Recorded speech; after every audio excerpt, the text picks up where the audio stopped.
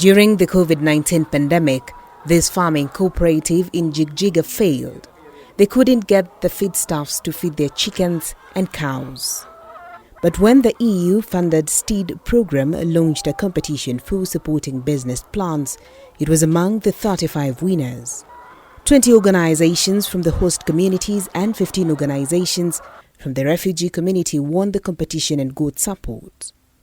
Creating livelihood opportunities is a very important part of the STEED program. The Barwago cooperative applied, and soon enough, it was informed it had won 1.8 million Ethiopian birr. The award came with training. Coronavirus-kii markuu yimid cuntadii digaaga way joogsatay dibadda laga keeni jiray waayo annaga waxaan ka soo qaadan jiray Addis Ababa Etho chicken mila yiraahdo cuntadan imika keentay yaan ka soo qaadan jiray Addis Ababa alaabtii la isku dari jiray dibadda ka iman jirtay markay joogsatay maxay ahayd cuntadeedii digaaga uu joogsaday waanu kacnay waxay nagu caawiyeen xagga maartay digaagii way naga caawiyeen oo maartay way noo soo iibiyeen 1 midho digaagan soo iibsanay lacagtana siiyeen digaaga cuntadiisii iyo daawadiisii iyo maartay transportigiisii iyo shaqaalihiisii qayb kamid ah markaasaanu maartay yaan ku soo iibsanay lacagtii. They also received business and skills training on how to keep the chickens healthy, how to feed them, and how to grow their business. The Higan Waste Management Cooperative was another beneficiary. They too had seen the announcement on the competition for business ideas open to all cooperatives. They received 350,000 Ethiopian birr, which they used to buy more equipment, including protective kits, waste collection, and office materials.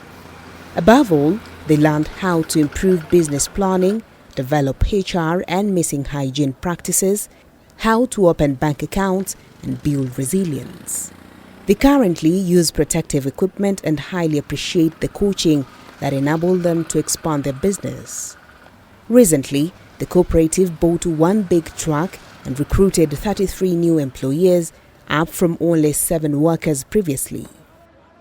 waxaa tartan baa noo soo baxay iskaashatooyinka oo dhan tartankii marka aan waxa raday tartankan galay anagii iskaashatada ayaa ku guulaysanay waxa ugu horeysay tababarkii shaqaalaha ayaan tababar siiyaan u qabanay markuu guulaysay haddana ka bacdi waxaan haddana sameynay qalabayntii iyo dharkii shaqaalaha oo soo iibinay haddana ka bacdina computerkii iyo diskbiinadii iyo database-kii marka hore wax yar baan ahayn haddana kobac oo soo kobcnay maadaama soo kobcnay waxaan rajaynaynaa inaan magaalada dhan qabsano doono insha Allah.